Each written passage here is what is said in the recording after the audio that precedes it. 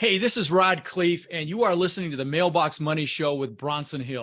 All right, welcome to the Mailbox Money Show. Excited to be here today. I have my good friend Russel Gray, who has been a friend over the years, just a super bright guy when it comes to financial strategy, which we talk about a bit on this show, where things are headed. I always love to hear what he has to say. But this show is really about sales. It's about how do you sell yourself? How do you sell what's important to you? And more than that, how do you really get to the heart of really what is important to someone else? Because really good sales is not pushing your own ideas or simply saying, hey, I've got this and I need to give you this. It's figuring out what that person needs and trying to help them to get there. Great salespeople don't really sell in the traditional sense of a used car salesman. They sell in a way that they're getting into someone's heart and finding those inner motives and trying to help solve problems. And like I say, I would pay a lot of money to have somebody help solve my problems. And so let's jump into this episode. I think you're going to love it.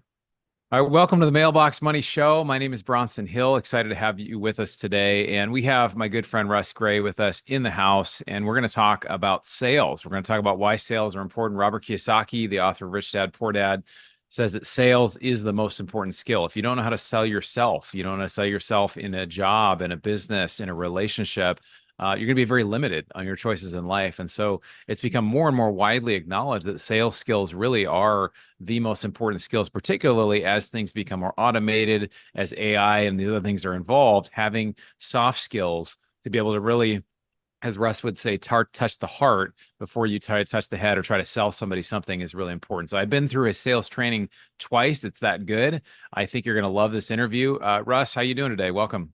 Awesome. Doing great. Excited to be with you. Super proud of everything you've been able to accomplish in the lives that you're touching through the work that you do. Oh, thanks, man. Well, Russ, you've been a real support in me over the years. You've really helped me both on the syndication side and just the learning side. I think now I own a whole lot of precious metals thanks to you, and I could borrow against that. There's all the strategy you taught me there. Yeah, just so many things I've learned from you. So very grateful for you. Why don't you give a quick little, before we jump into sales, and I know we're going to talk about economics and other things as well. There's a lot of things we can talk about because you're, very widely read and have done a lot of things, but give people a little bit of background on you and kind of how you got into the role that you're in and what you're doing. Yeah, I think, people who've seen me for the last 20 years have always thought of me as a co-host of the Real Estate Guys radio show. And so I just stepped away from doing that. But, you go back in the time capsule and roll the decades back. I am a second generation Main Street capitalist. My father was a immigrant from the Philippines, his family escaping Japanese occupied the Philippines in World War II. And he earned a scholarship to Stanford University, ended up in Santa Clara County before it was Silicon Valley, and met my mother. And there, I came along. And he eventually started a high-tech company, took it public. And so there's a couple things I learned from my dad, who really didn't talk to me a lot, but I learned a lot just by watching him. He was very active in politics. I never understood why, but later I discovered that his father was a resistance fighter, a guerrilla fighter, would hide up in the jungle and come down and attack the Japanese and then run back up. They were literally fighting for their freedom in Japan. And my grandfather, my dad is the oldest of 5 children that were all born right during that period of time. So he left that and came to the United States. And so he loves America, American liberty, capitalism, the opportunity for a kid like him from a background like his to grow up and create a big business and take it public. And he did all that. So I learned entrepreneurism and capitalism from him. As soon as I was old enough to get out of high school, I went right into business. I started a business. I bought a property, made a lot of mistakes. Sometimes you have a little bit too much success early and it gets to your head. I learned a lot of hard life lessons, but then eventually became a father myself. We homeschooled our children, my late wife and I, in the 80s, before that was a thing. And what happened is I got assigned the responsibility of teaching economics and civics, and I started boning up on it, going to the conventions, because back then there was no internet, no YouTube. And I would buy this curriculum, I'd read these books, and all of a sudden I realized my public school education was really lacking. And so I'm happy to say that of the 5 children that my wife and I raised together, pretty much all of them were entrepreneurs. And a core part of that, they learned, and they didn't even realize it, but because I was always selling them, I was always using the sales techniques that I'd learned in business to convince them to make good choices and to sell them on behaving in the way I thought was most beneficial for them, they really actually became pretty good salespeople without even understanding, what they were doing. I call it sales as a second language. And so then, I decided to create a mortgage company to get into financial education. I discovered in the mid 90s that our financial system was a little bit tyrannical. I read The Creature from Jekyll Island by our mutual friend G. Edward Griffin. It opened my eyes. I was 35 years old at the time. And I said, what can I do? And I decided to get into financial education. I created a personal mission statement to empower individual liberty through financial education. And so I went out and created a business model to do that, started looking for faculty, and that's where I ran into a guy named Robert Helms. And he and I began doing mentoring programs together, and then that led to TV show, book, and I eventually became the co-host of the radio show. We lost everything in 2008, which was painful. That wasn't because the economy was bad. It was because we weren't structured. We were only structured for sunshine. And so took those lessons and became an avid student of macro, trying to understand how it is the financial markets could fall apart and wipe away Main Street. I thought we were insulated. And so that shaped a lot of my thinking and a lot of the things that I've done that I did in the Real Estate Guys program. And then recently I decided to step away from that to focus on some new things. And maybe we can talk about that too. But that's the story of me, how I came to be here. Yeah. And, the reason why this topic of sales is near and dear to my heart is that a lot of people think of sales and we kind of think of like a used car salesman, or we think of sales like, and even you talk about this, Russ, that everyone wants to buy, but no one wants to be sold to. And for me, I was a youth pastor and I was working with students and trying to change the world. And then I got into medical device sales.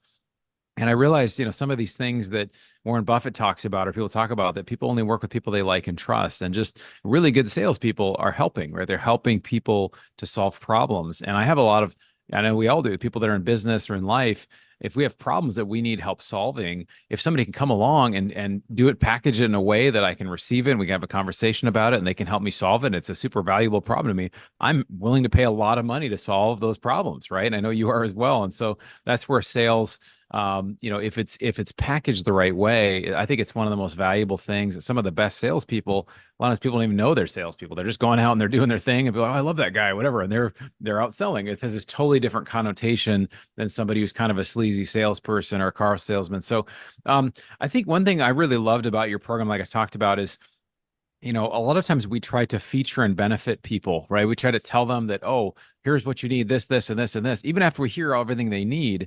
But for you, you had this, you called it, you have to touch the heart before you can touch the head. Can you talk about that process of how you get to the heart when you're talking with somebody?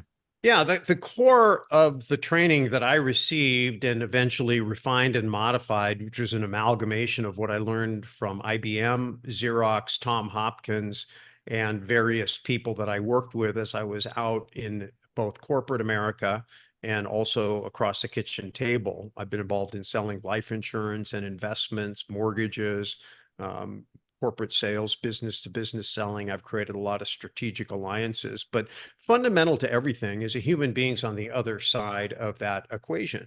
And that human being has both a brain and a heart, and those two act together to make decisions that people actually act on. Anybody that's ever fallen in love knows that that's not necessarily a logical decision. What happens is you feel something emotionally, and then your brain rationalizes what you've already decided to do. And the thing that gives you power to move is emotion. I like that word motion and emotion because all motion comes from emotion. If I want to get somebody to move from the status quo, wherever they are today, whatever they're doing today, into whatever product or service that I'm offering them, if I and they both sincerely believe it will help them advance towards their goals, which presupposes I've taken the time to discover what those are, then I'm going to need to touch their heart. I'm going to need to get them emotional. So the three-step sales process is to, number one, set the table. You don't just get to waltz into a relationship and have somebody, go open kimono and you get to touch their heart. Most people get abused. Most people have been abused. They've been hurt. They've been taken advantage of. They've been lied to. They've been manipulated. And so if you try and touch the heart before you've really earned the right, then you're going to meet a lot of resistance. And the brain's job is really to protect the heart. So you got to get the heart on your side before you engage the brain. And so setting the table is just getting in a position like a doctor. You go to a doctor, and if you were to see your doctor outside of his office, with no MD, no lab coat, no degree, no stethoscope, none of the paraphernalia, and he asked you to drop your drawers so he could examine you, you wouldn't go there, right? You'd like, well, who are you? But when he's got the proper positioning, when you go in there and you're in pain and they're properly positioned as somebody that you sincerely believe can help them, you will become very vulnerable and very exposed. So step number one is to set the table. Number two is that once you've earned the right to go in there, you begin to ask people questions strategically and get them talking to discover how they feel about their current situation. My catch-all is, hey, on a scale of 1 to 10, how do you feel about whatever, your house, your car, your portfolio, whatever it is? And they're going to give you a number. Whatever it is that makes it higher than a 0 is stuff they like. And so please tell me about that. What do you like best? And how's that working for you? And then the other part of it is the gap, whatever it is that makes it less than a 10. And, if you can match or improve on the stuff that they already like, and then bridge that gap, if you believe when you have the information, you can help them, you have a chance to move forward. But they're not going to move until you go through a process that I call really upsetting the status quo. And that is when you understand not just what they want and how they feel about it, but why it's important to them. It's like 2 or 3 layers deep. Somebody says, well, I don't feel like my portfolio is doing very good. I'm unhappy. Okay. So if your portfolio did better, you'd be happy. Yeah. Why? Well, because, I need to have more money. Why? Well, because, I got to take care of my sick father. And I really have this thing that's important to me. And right now I'm working 80 hours a week. And so tell me what it would be like for you if you were able to make all the money that you needed and have plenty of time to take care of your father. Well, that would be wonderful. That would be amazing. Now they're feeling it. Yeah. Right now they're feeling it. And then, of course, if nothing changes, then they're going to get back on the same treadmill that they're trying to escape. And if you can help them rearrange their life to get what they want, and you understand emotionally why they want it, your odds of getting them to move towards you are great. And then all you have to do now that the heart has placed the order to the brain, because they want it, is explain to the brain why it's a good decision. And if it is a good decision, you should be able to do that. But all the action is really in that heart conversation. Yeah. And, there's so many steps there that are awesome. And that's why, you have some sales training that you do with people that you're really expanding out this message. And it really comes down to values, right? Why do I want to spend time with my sick father? Well, because I love my dad. He was there for me. And, and it starts, like you said, it brings up emotion. And so I remember you did this, our mutual friend, Socket Jane, I'm sure he wouldn't mind if I shared this. He was at a, 3 or 4 years ago, and you started asking some of these probing questions in front of the whole group, 100 people or 200 people, and you were asking these questions and really going deeper and deeper and deeper. And it got to this place where it was really raw for him. And it was like, this is just something almost like there was visible emotion present. And it was like, well, this is why I feel like I'm here on earth, is to do this. And I just think that's a place that when we can do that for people, whether we are able to give them a solution to that, or we just get them to that place, we've really helped them to uncover their why and their value. Because people, a lot of times, they're not even aware that that's a value. Well, I value my loved ones, and I value this because they gave to me. I want to give back, or I want to give to the children in this area because of this reason. And it's like when we live from that place of the heart, I feel like we're more alive. And I think for you, Russ, what I know about you, you're a very cognitive person. You're a very rational person. You and I read a lot of books. But, being able to touch the heart, I think, is incredibly powerful. What application do you see this having for somebody who maybe they're not a CEO, or they're not somebody who is in sales, like in a job? Like what benefits would they have in their life that this could help them in other ways in their relationships, or just in other ways interacting with other people? Well, fundamentally, the process of selling is aligning your offering. And if you're offering yourself, if you're offering your time, in other words, if it's a relationship, a marriage, or you're parenting a child, or you're creating a strategic business relationships or whatever, if there's another human being in your life, they have a heart and you have a heart. And the more aligned your hearts are, the more likely you will be able to stay in the relationship and drive towards whatever your mutual goals are. And so it's very, very fundamental. So if you're a human being and you interact with other human beings and they're a part of your future and you want more alignment, having great sales skills to, number one, draw yourself out. right? You can't align with someone or make good decisions about what you should do in your life if you aren't clear about what you want. And a lot of people think, oh, I know what I want. But there's a lot of people that don't. There's a lot of people that have spent their whole life being conditioned to do what they're told, to do their duty, to be a people pleaser, to please the boss, to fit in, to get along. Entrepreneurs tend to be a little bit maverick. They tend to be a little bit strong-headed. They tend to be a little bit clear about what they want. But there's lots of people out there that aren't like that. And when you are trying to get things done through those people and you take them at face value and they don't know who they are and they don't really know what they want, well, somewhere down the road, they're going to figure that out. And that's where marriages fall apart. That's where great employees quit. That's where partnerships fall apart. It takes a lot of work. And sometimes you can't escape that, right? People grow apart and what they wanted in the beginning has changed, right? We evolve and sometimes we evolve apart. So there's part of that. But a lot of times it's just because you're not continuing to tune up and realign your heart. So if relationships are important to you, sales ultimately and sales skills is the art and science of understanding your own heart, understanding somebody else's heart, and then taking and determining what common ground you have to work towards a common vision, right? They're going to always be individual. I was married for 41 years to my first wife until she passed away. And now I'm in a great relationship with a wonderful woman who was married for 36 years before her husband passed away. And we both know that no two people are 100% aligned. But if you've got a lot of common ground and a lot of alignment and you know how to tune it up along the way, you can survive almost anything. And I've had success in that, both in business, had very, very long-term relationships, and also in my personal life. So that, to me, that's sales skills. And I'm very, very happy by dumb luck. I got this wonderful training early in life and have been able to use it all my life. Yeah, that's great. And I think it's a couple of things I want to say about that is that, Chris Voss, who wrote the book, Never Split the Difference. I got to have lunch with him actually at Limitless, which I'll see you at Limitless next month. I know we're both speaking there. He would say, negotiating is not just, hey, for a hostage or FBI, or it's when you cross the street. It's when you're talking with your spouse. It's when you see somebody, you open the door for somebody. Like, these are all negotiations. And it's just like, these things are actually much more applicable. It's kind of how we present it. Well, I highly recommend your sales program. I've been through it a couple times. Really, really helpful. It's one of the best that I've seen. And I know it's coming up and you have some ongoing training as well. So we'll talk about how people can reach out for that. I wanted to touch base on some other things as well, because I've always respected your strategy, your financial approach, the way that you do things. I've learned a lot from you. You've been a friend and mentor over the years in a lot of those ways. But let's talk a little bit about what's happening right now. Obviously, we've got, the presidential stuff happening where we're going to wait and see how that's going to go. It looks like it's going to be, not to be too political, but it looks like it's going to be all Trump, because I don't know if anybody's going to be able to challenge him. But let's talk a little bit about just some of the things that are happening in investing, particularly with real estate. Interest rates are higher, so that's affected real estate. It's affected other assets. What are you seeing?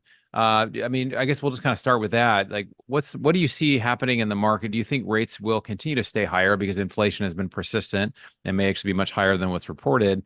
Or, what are some of the opportunities that you're seeing out there that are looking attractive?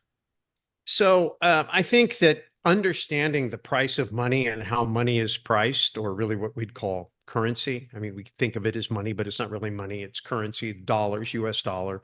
And when you understand how that is priced, where interest rates come from, then you can begin to try to understand what might happen and why. The Fed actually doesn't set interest rates. The Federal Reserve picks a target, a range, a very tight range, and they say, we think that the economy price of money should be in about this range.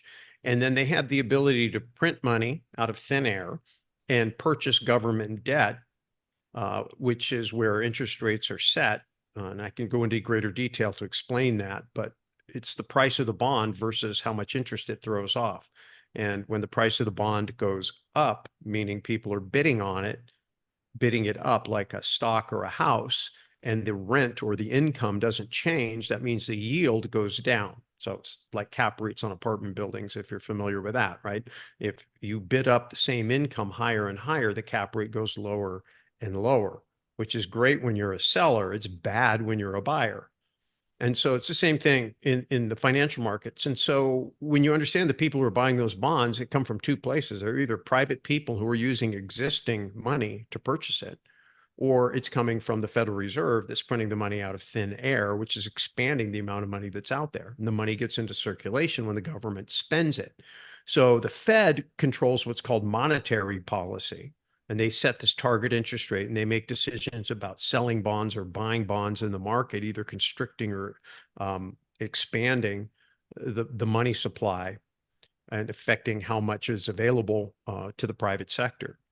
The other one is fiscal policy, which is really emanates from Congress, but usually you get an administration that proposes a budget and Congress either says yes or no.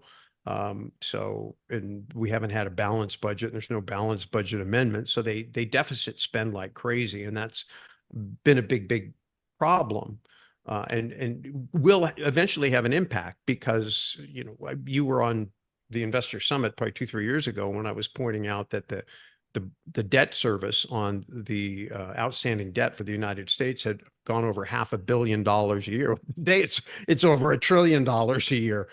So it's already doubled. And at some point, anybody that is putting the majority of their revenue into paying interest, that starts to become what I call a black hole. You reach the event horizon and it just sucks everything into it. The only way to prevent that is to jack up interest rates. So when the government spends too much money, it creates inflation. That's what we've experienced. There's two ways to deal with it: constrict the money supply, which would be to raise interest rates and limit the credit market, tighten the money supply, if you will, or increase production. So I think when people look at, say, for example, you mentioned Trump and, you know, the idea that he could come back in, we don't have to guess about what he thinks about or how he operates. We know. We had 4 years of watching.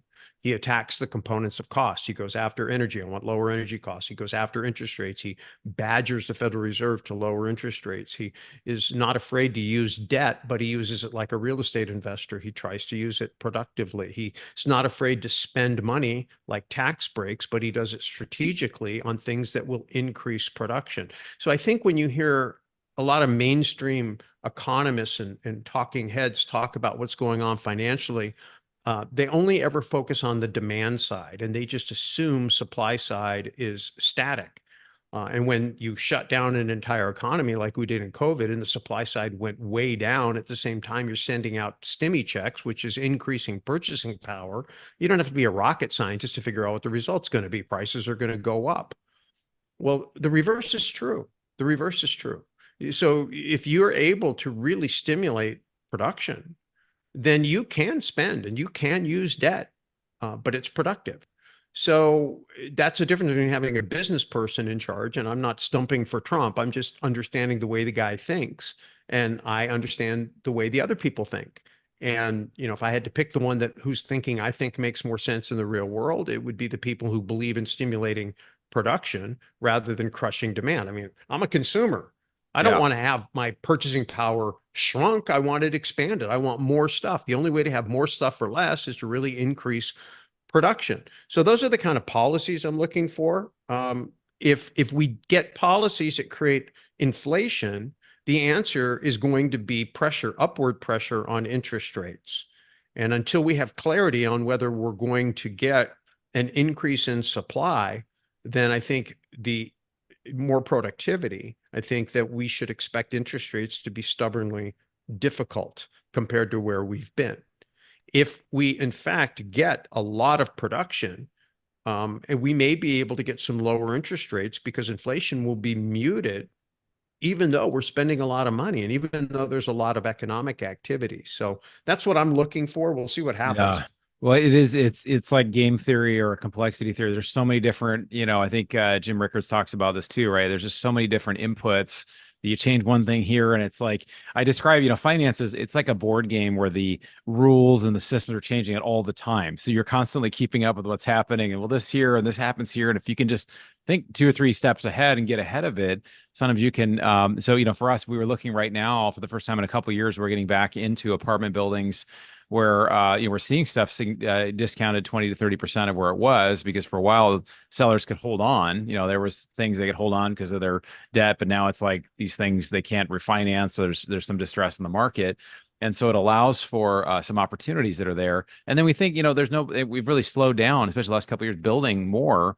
And so, Ken McElroy, our friend, talks a lot about this, where there's just the supply of apartments. It's just, it's just not there. So things like, I think we know there's always going to be a demand for real estate. We know with other things like precious metals, which you're a big fan of, and me as well, where, the more currency they create, the more it will push pressure on these things. And particularly if you can use, debt to buy stuff, it's awesome. So do you, I know we talk pretty big picture general, but do you have any specific sectors or specific things that over the next 6 to 12 months, you're like, I'm kind of watching this because I think this could be a good thing to focus on? No specific advice, but just, hey, here's something I'm looking at. Since 2008, and I've never been a big stock market fan since I watched the stock market take my father out in 1987.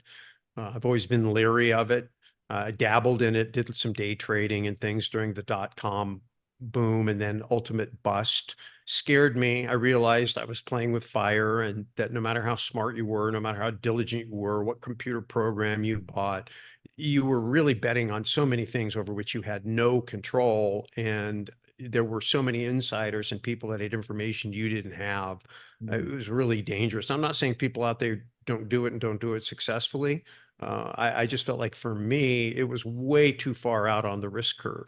After 2008, what I realized is that equity is very fickle. So what I used to think was important, in investing 101, buy low, sell high. I think a lot of people think that's investing 101, but really it isn't. What you really should be investing in is in the productivity of others. So I call it, the acronym is BLSHT. So you can pronounce that any way you want, but it's buy low, sell high trading, and then versus POO, which is productivity of others.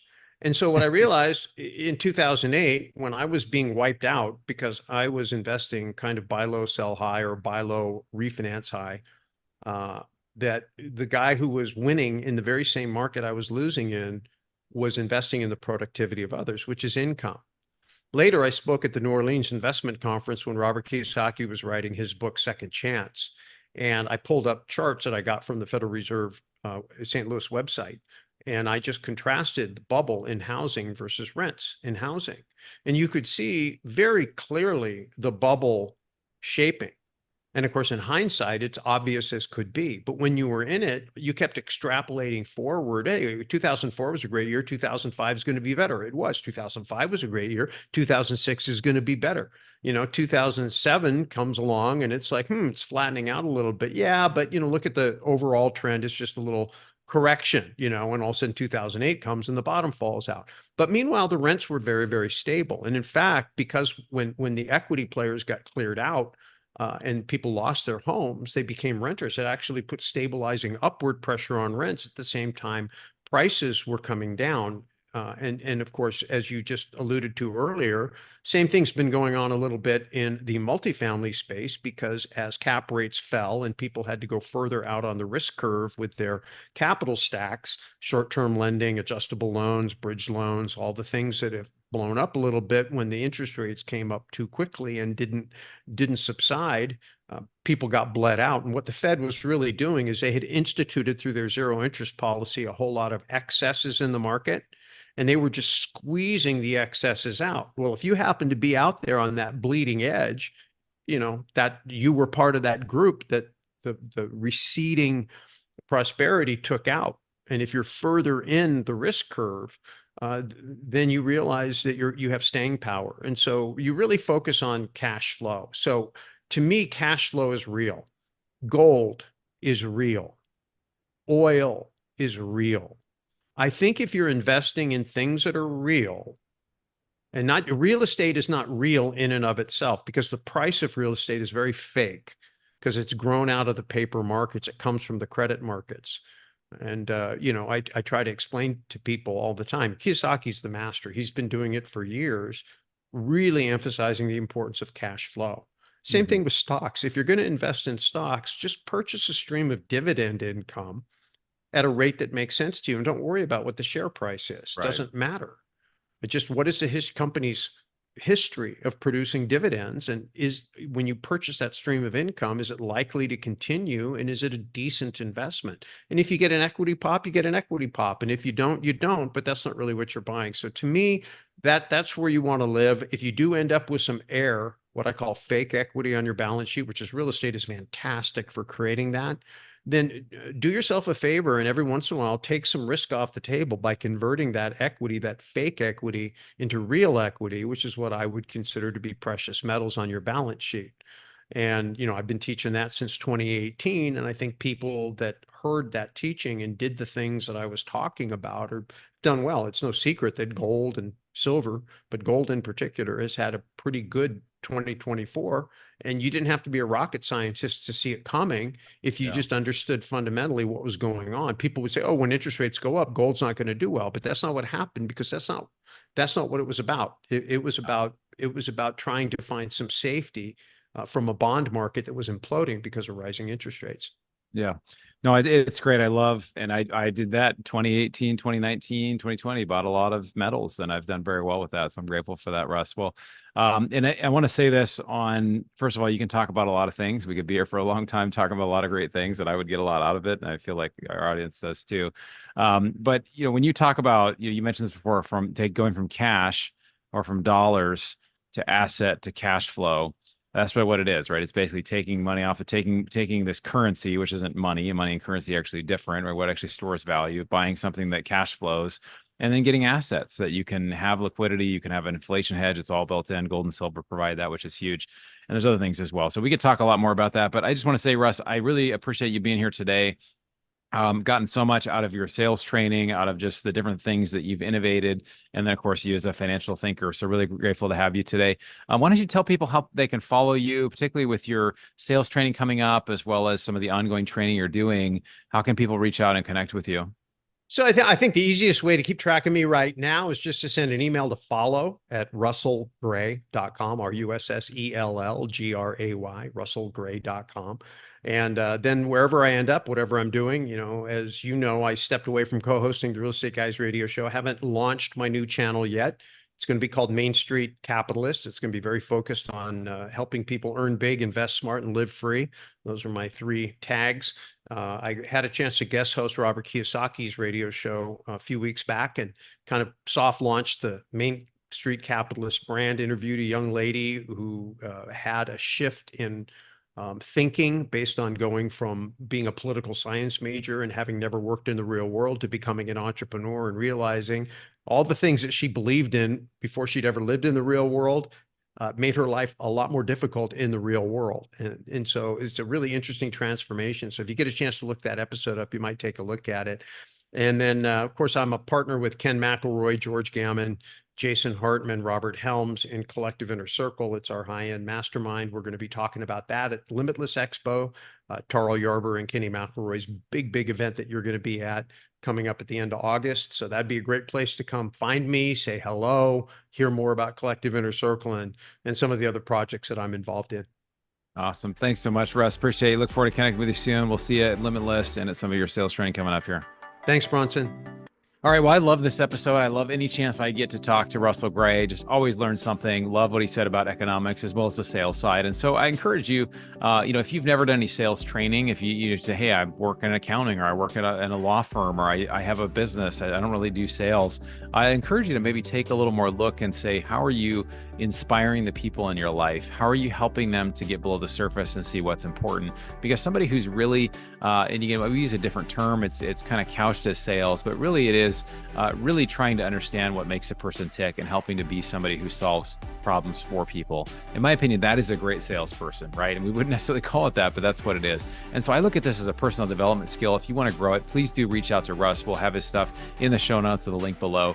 And then we talked a bit about inflation here. I have a great publication that I have written, a 40-page ebook called How to Use Inflation to Your Advantage. So if you're tired of getting on the wrong side of being hurt by inflation, you can text the word inflation to 33777. That's inflation to 33777. You can also check that out as other resources on the resources tab on the website at Bronson Equity. But thank you for taking the time to educate yourself. You seriously inspire me. Look forward to catching you on the next episode.